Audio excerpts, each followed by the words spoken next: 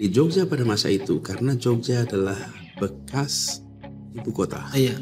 banyak sekali tokoh-tokoh kemerdekaan yang tidak kembali ke Jakarta.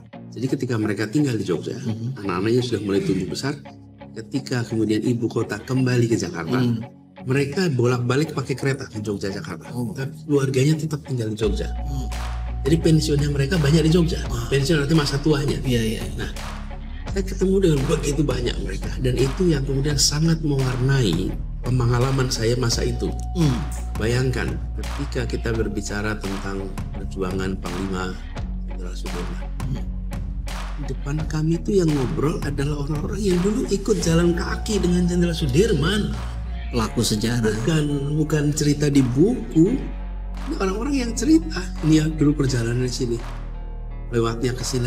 Kemudian ketika bicara tentang operasi militer yang kemudian dikenal dengan istilah serangan umum 1 Maret itu di desa Bibis dan Blibis di Bantul, itu orang-orangnya pelakunya yang cerita. Jadi saya tidak dengar dari buku. Nah, saya dengar orang-orang, dan di situ apa sih yang saya temukan? Orang-orang ini bekerja mempertahankan republik, meresikokan hidupnya, dan di masa tuanya dia tidak menagih apapun dari republik ini.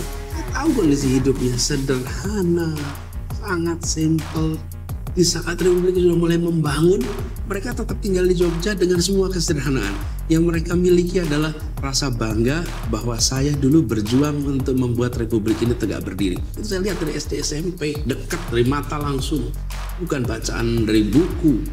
Orang-orang yang saya temui langsung, dan itu saya temukan intensif sekali, berkali-kali dan berbagai event, karena itu nempel di memori saya. Makanya sebabnya saya sering bilang janji kemerdekaan, pendiri republik, orang yang punya hibah luar biasa untuk republik ini tanpa minta bayar balik. Karena saya lihat dari dekat di masa itu. Ini masa SD, SMP, awal SMA, sudah mulai kuliah, banyak mereka sudah wafat.